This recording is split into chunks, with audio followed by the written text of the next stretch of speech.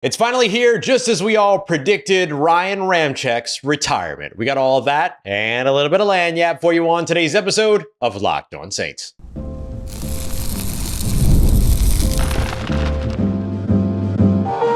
You are Locked On Saints, your daily New Orleans Saints podcast.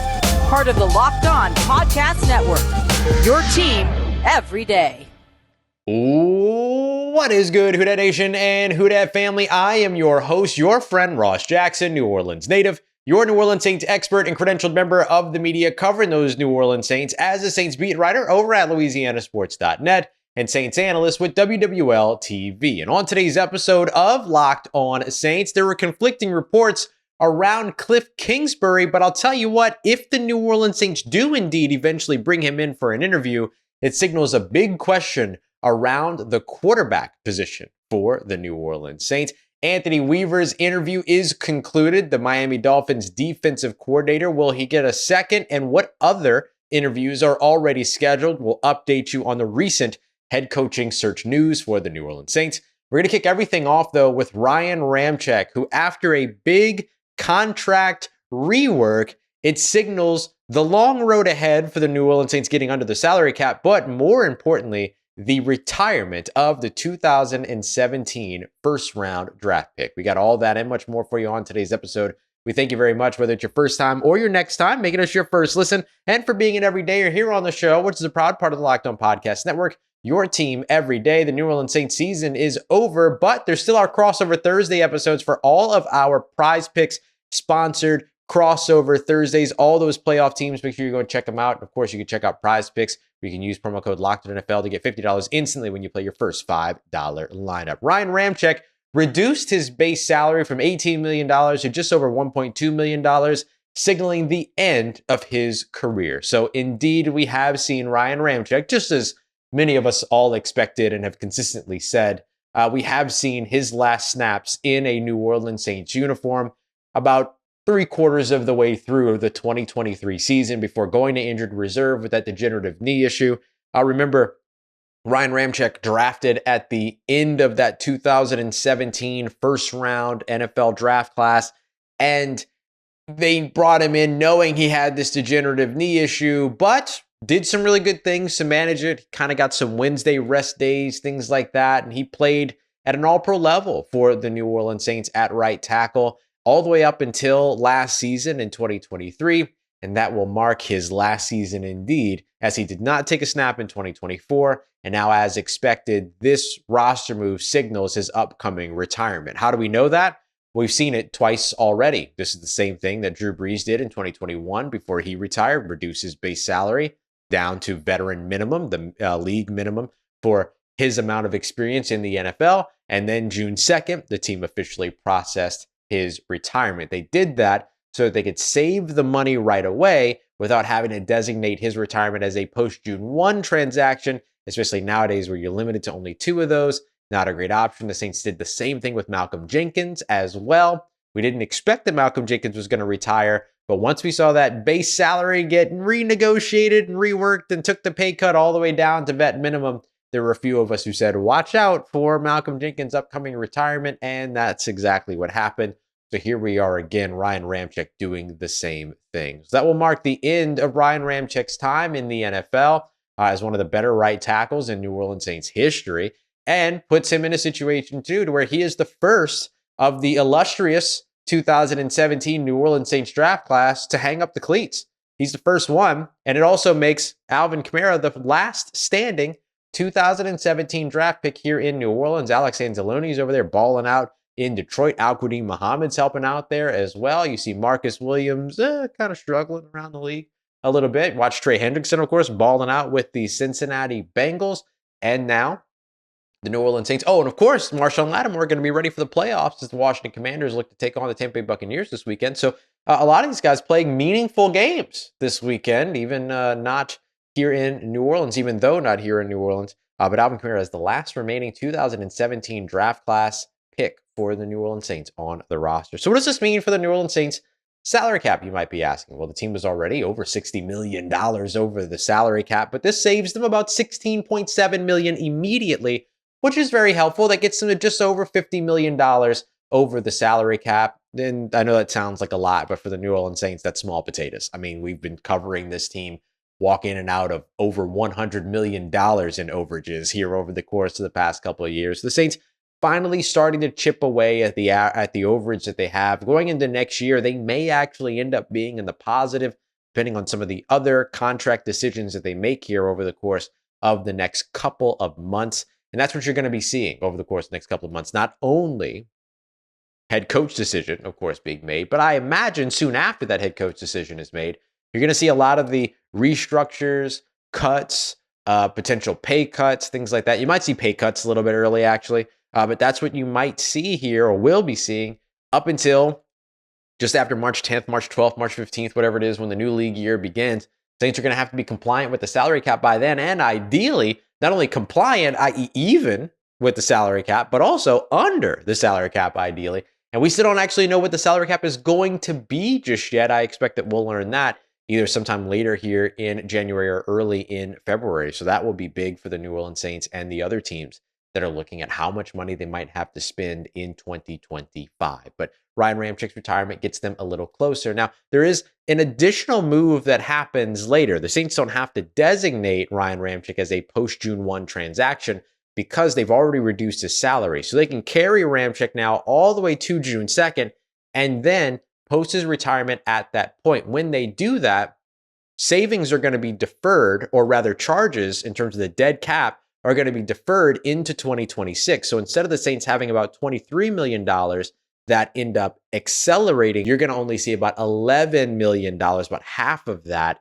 $11 million and some change, end up deferring into 2026. So it's going to save the Saints a little bit of money again at that point, or at least keep a larger amount of that charge from hitting on their books. But that's money that's already accounted for, that's already been paid out, things like that. Ryan Ramczyk had a heck of a career here in New Orleans, a guy that came in with one of the final picks, if not the final pick in the first round back in 2017, and immediately became a stalwart, immediately became a cornerstone on this offensive line, became a leader for this offensive line, and played some dang good football in the process. And so I think that when it comes down to all that, overall, Ryan Ramczyk will be remembered here in New Orleans as one of the better right tackles to play the position for the New Orleans Saints in their history, and a guy that they almost had to struggle to replace, but thankfully it looks like they figured things out with Trevor Penning by moving him over to that side. So excellent, excellent career for Ryan Ramczyk. A little bit shorter than probably he hoped that it would be, a little bit shorter than New Orleans Saints hoped that he would be. And remember, there was some optimism at one point last offseason that he would be able to go at some point in that 2024 season, but then a setback in his recovery following an offseason surgery kind of hindered that. And some people kind of kept the hope alive. We continuously said, like, look, Ryan Ramczyk's played his last snap. That certainly looks to be the case. So expect to see that retirement post June 2nd, not post June 2nd, but expect it to post on June 2nd, i.e. be made official on June 2nd. And then see what else happens with the New Orleans Saints salary cap leading up to that. Saints still have some work to do, $50 million over, but they have the mechanisms available to get back under without hurting themselves too much. Coming up next, let's get back to the New Orleans Saints head coaching search. One interview is concluded, a couple more are scheduled. We'll update you on some of the most intriguing candidates and the schedule moving ahead. We got that coming up for you next as we continue on with today's episode of Locked On Saints, part of Locked On Podcast Network, your team every day. Today's episode of Locked On Saints brought to you by our friends at Game Time, my absolute favorite place to go and buy tickets for my favorite events, whether you're looking for sports, concerts, comedy, theater. I like to go to musicals every now and then, all that good stuff. You know me, I'm a theater guy. I got a theater background. I love using Game Time to go ahead and grab those tickets, especially when I'm grabbing them in a pinch or maybe something that I'm looking at a little bit later in the day, something like that, like a little spontaneous event. That's where Game Time comes in clutch, especially with Game Time Picks. This feature filters out some of the stuff that you don't necessarily want to see and only shows you the incredible deals and great prices that you'll be able to find only at Game Time. To get started today, you're going to want to head over and download the Game Time app because they take the guesswork out of buying tickets. Download the Game Time app today, create an account, and use the promo code LOCKEDONNFL. You get $20 off of your first purchase. Terms apply. Again, create an account. Use that promo code LOCKEDONNFL for $20 off. Download Game Time today. What time is it? Game time. All right, family. The New Orleans Saints wrapped up their head coach candidate interview with one of my favorite underdog candidates of this coaching cycle, Miami Dolphins defensive coordinator Anthony Weaver. It was a virtual interview, which is a little curious because he ain't coaching in the in the playoffs, so you could potentially have him come in, but it is what it is. But Anthony Weaver getting his contact there with the New Orleans Saints. We'll see if a second interview were to transpire. All we've been told by the Saints so far is that the interview was concluded. They did it yesterday on Wednesday, and they have some more interviews on the way. Before we get to that, I just want to rehash very quickly why I think Anthony Weaver is a solid candidate. I don't know that he's going to be a solid candidate for New Orleans, but he will be a solid head coaching candidate for years to come until he gets his eventual job. He'll be a head coach at some point. The guy is an absolute leader.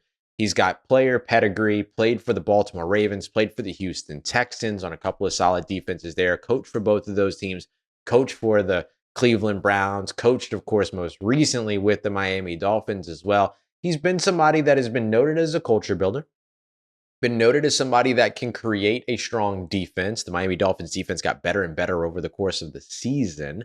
Didn't start off as strong as you would have liked, but certainly ended in a pretty nice place. But Anthony Weaver is a guy that I think could be a culture builder, could bring some very new ideas, very new perspective, very new sort of leadership style, swagger, attitude, all that good stuff with them. And look, there's a couple of other guys on this list that can do that too, on the interview list that can do that too. I think Kliff Kingsbury, who we're going to discuss in a little bit, could be a guy that would do that as well, just do it over on the offensive side. But when it comes to Anthony Weaver, I do think that he's a legitimate candidate in the NFL. I don't know that he's exactly what it is that the New Orleans Saints are looking for. You tend to pivot away from the defensive head coach after you've had the defensive head coach, but they did just have the CEO head coach when it comes to Darren Rizzi, who was the guy that was the head coach, and then the coordinators called the plays. The offensive coordinator, Clint Kubiak, took care of the offense. Defensive coordinator, Joe Woods, took care of the defense. But the Saints are not only looking for a new head coach, they're looking for a defensive coordinator. Joe Woods is probably not going to be the defensive coordinator in 2025. And so Anthony Weaver kills two birds, one stone, all that good stuff. So we'll see if he gets a second interview. Ideally, that second interview, or not ideally, but typically, of course, that second interview takes place in person. So we'll see how things go. But that interview is now concluded. So that checks a box of one completed interview so far for the New Orleans Saints. The Saints have a busy week here as they move forward. They'll visit with New York Giants offensive coordinator and assistant head coach Mike Kafka later on today. They're going to have Anthony Glenn, the defensive coordinator from the Detroit Lions, on a virtual interview on Friday. He is still coaching in the playoffs, so he is required to do a virtual interview. Darren Rizzi is expected to interview next week. He kind of hinted to that himself in his end-of-year press conference. This week, right now, that team led by Darren Rizzi, that coaching staff led by Darren Rizzi, is still doing evaluations of players, evaluations of their staff, all these other things. And so we knew that he was going to finish out the week doing that and then be interviewed by New Orleans. And so that certainly times up for next week. So you'll see Darren Rizzi as an interview at some point next week. We're probably going to have spoken to general manager Mickey Loomis before that interview. I expect that happens either late this week or early next week. We'll see exactly when that happens. That's the typical timing for speaking with Mickey after the season.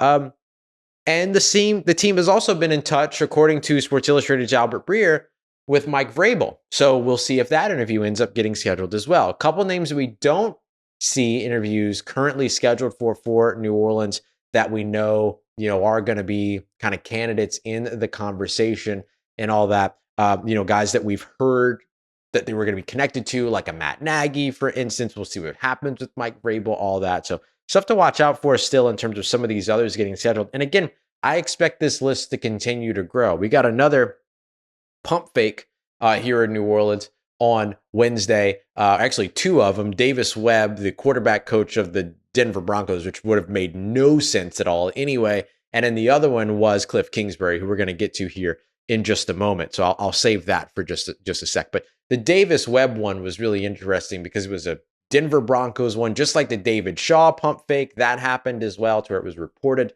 that those guys were going to be interviewing for the New Orleans Saints head coaching job, but then those reports were immediately refuted by local media. honestly, like, not to be disparaging of anybody that's trying to do good work out there and everything like that, the best thing that you can do for yourself right now through the midst of this head coaching situation, especially with this having happened 3 separate times now, which is just a little exhausting for fans, I imagine, is pay attention to your typical national folks, Ian Rappaport, as well as Adam Schefter, and then pay attention to the local beat. Everything else, wait to see if it gets confirmed elsewhere. Not to be unfair to the other folks and stuff like that, but like just to see this happen 3 times already. And a lot of people are putting this on the team. The team doesn't control what the national reporters are reporting out there. And so this is just part of the unfortunate situation of the season and trying to be first and all these other things. And again, I'm not trying to be disparaging. That sounds so disparaging. I'm really not. They're trying to do hard work. Don't worry about it. Follow the people that you know that you can trust in this situation. And I'll throw Diana Rossini in there as well. She's been on top of a few of these, including Joe Brady, the offense coordinator of the Buffalo Bills. That's another one that we haven't heard of yet from New Orleans. So we'll see where things go with that. And I will give Josina Anderson her credit because I think a lot of people are kind of like, oh, Josina. But like, she was right about Mike Kafka. So like, let's chill. You know what I mean? We don't have to take it. We don't have to put anybody's feet to the fire here. So we'll see exactly what happens there. But we know Aaron Glenn on Friday. We know Mike Kafka later on today or at some point today. We know Darren Rizzi next week. I think out of those, you have to consider Aaron Glenn the favorite, right? Like I spoke about when I did our power rankings in yesterday's episode of these head coaches. The name of Mike Kafka doesn't really like inspire much confidence, right? Just like the names of like Davis Shaw and Davis Webb and David Shaw probably wouldn't have inspired much confidence, but it does show you that the team is going outside of their comfort zone. They're going outside of the status quo. So I do want to mention that as a plus when it comes to interviewing folks like that. So we'll see exactly where things go from there, but Aaron Glenn on Friday, that's going to be a big one. That's, of course, a favorite. That New York Jets job is going to be really tempting for him. Darren Rizzi, interestingly enough, of course, also drawing attention from the New York Jets as well. They have a long, long list of candidates that they brought in. I think it's like 30 different candidates between who they've talked to with head coaches and who they talked to with general managers, like putting both of those together. That's going to be a very busy situation over there. And I'm watching this New Orleans Saints list still sit at 6, 7, whatever it is, and not grow too much, but I think it will. And everything that we're being told is that it will be an expansive coaching search. And so I expect that we'll see more names going on there. Even down to this moment, we're seeing more names. I think it was somebody just requested for Brian Flores. I wouldn't be surprised if he ends up back on the list for the New Orleans Saints. I think you got to look at other ones as well when it comes to the Kliff Kingsbury connection that we were just kind of talking about, and then some of these other guys. Like, I'm still curious if Liam Cohen ends up on the list, and all that. Todd Monking could still be a good one. So we'll see this list continue to expand. But one of the names that I think will eventually end up on the list, despite some conflicting reports, is Kliff Kingsbury, the offensive coordinator of the Washington Commanders. And if that happens, I think the interview doesn't signal much, but a hire would signal some big-time change for New Orleans. Let's get to that next as we continue on with today's episode of Locked On Saints, part of Locked On Podcast Network, your team every day.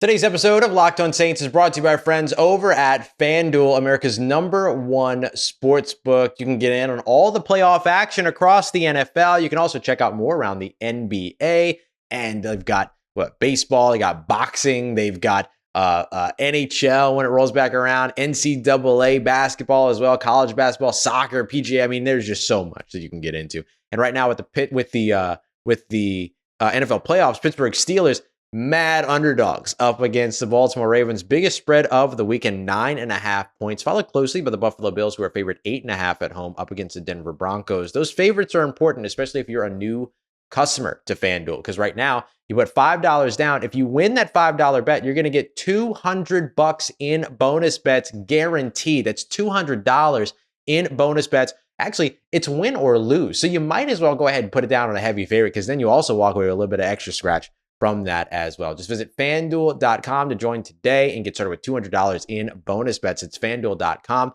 Make this playoff season an unforgettable one with FanDuel, an official sportsbook partner of the NFL.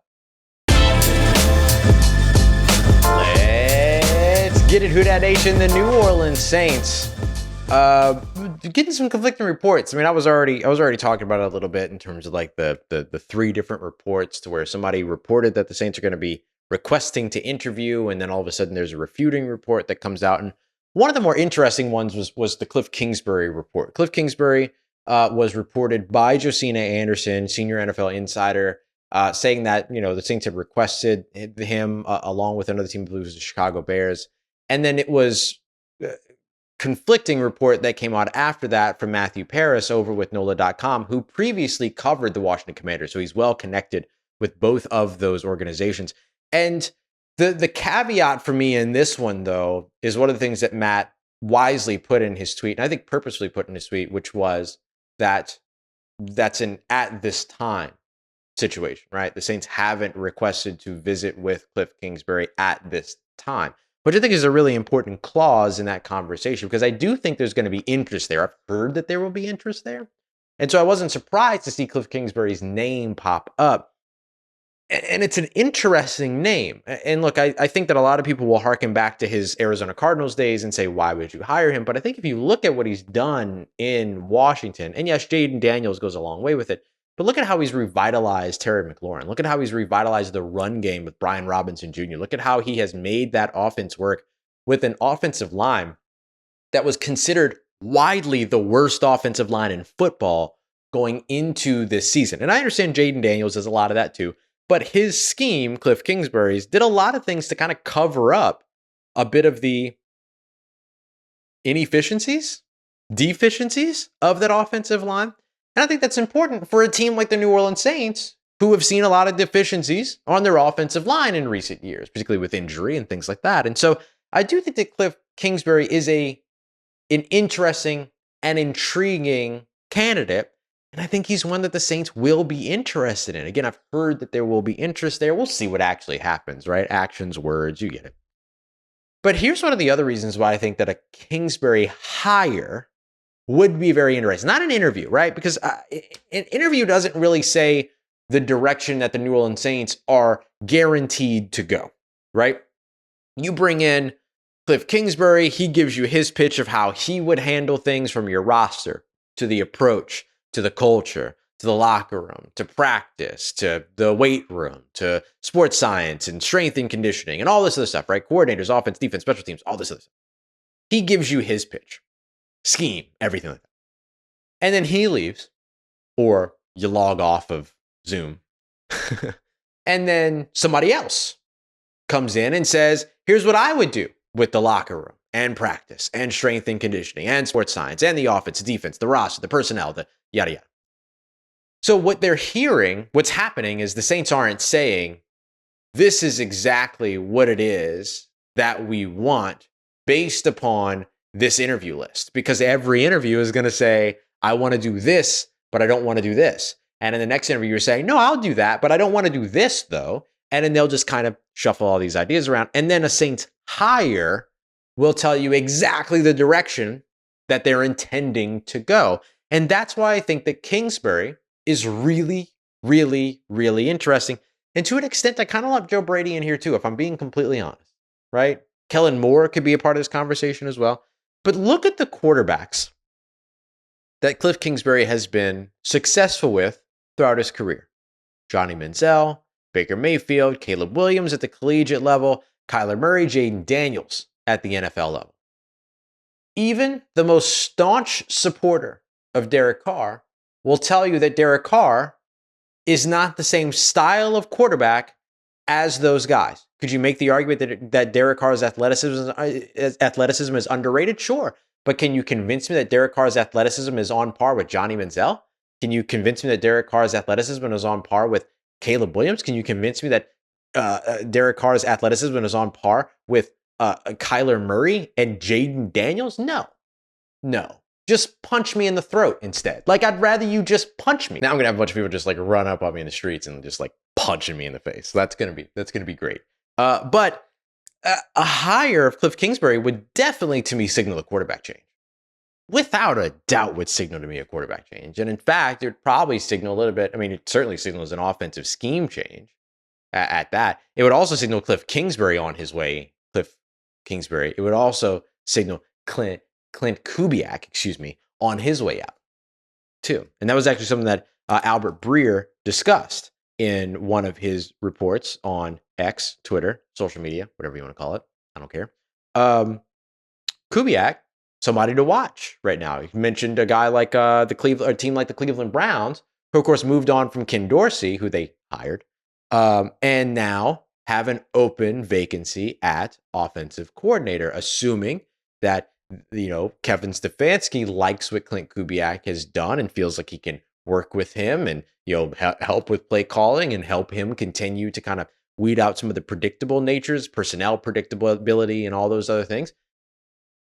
That could be a healthy stop for Clint Kubiak. Having a conversation about Clint Kubiak and Kliff Kingsbury in the same thing, unfair to me. All right, unfair just to me. I'm an idiot, not you. I'm an idiot. It's unfair.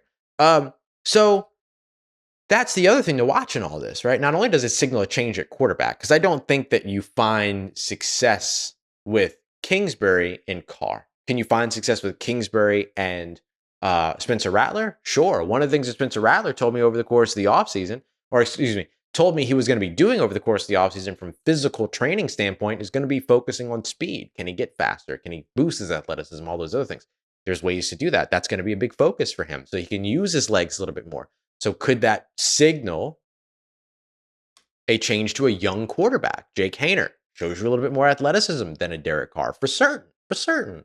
And so I think that you can see those. And by the way, Kliff Kingsbury finding success with guys like Baker Mayfield, finding success with guys like Kyler Murray, smaller quarterbacks, shorter quarterbacks. So all of a sudden, these guys that are considered short for the quarterback position, Jake Haener, Spencer Rattler, could make sense with a Kliff Kingsbury. So it is interesting. I'm not saying that Kliff Kingsbury is going to be the favorite or anything like that. I'm saying that there will probably be interest there, from what I understand.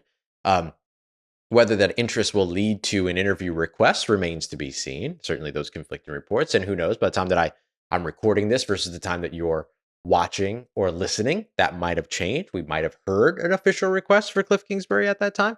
But I'll tell you what, if the Saints were to hire him, not if they were to interview him, but if they were to hire him, certainly signals maybe a lot of that wide-scale change that people are looking for. The defensive change is going to come. There's going to be a new defensive coordinator. That new defensive coordinator is going to bring change. That's going to happen. Unless Michael Hodges gets elevated, then maybe you'll see some retention.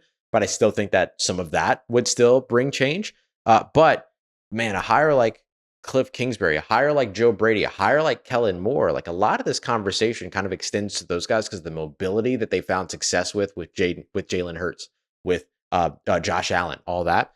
It signals a lot of change for the New Orleans Saints if they were to go that route. So just some candidates to keep an eye out on if you're of the party that the New Orleans Saints should consider a lot of change, as I am. This could end up leading to exactly that. We appreciate you very much for coming through for another episode. I didn't get to the Derek Carr pay cut conversation. I will get to that tomorrow. I wanted to get through all of this news stuff because this was all really important. So I want to get through these big stories. We'll discuss the pay cut in tomorrow's episode, as well as any updates to the New Orleans Saints head coaching search, including, of course, remember, Mike Kafka's interview later on today, and then Aaron Glenn's interview on Friday. So a couple of big names to watch. We appreciate you very much. As always, making us your first listen. Go check out Locked On NFL for your second listen today. And of course, thank you very much for making us a part of your day, part of your routine, for saying yes to me on the show. As always, if you see me, please say hi. And if you need anything else around your New Orleans Saints in between these episodes, make sure you follow me on your favorite social media at Ross Jackson, NOLA. Hit me up. Let me know how the family's doing. Let me know how you living. Let me know how you momming them. And trust Who Dat Nation. I'll holla at you.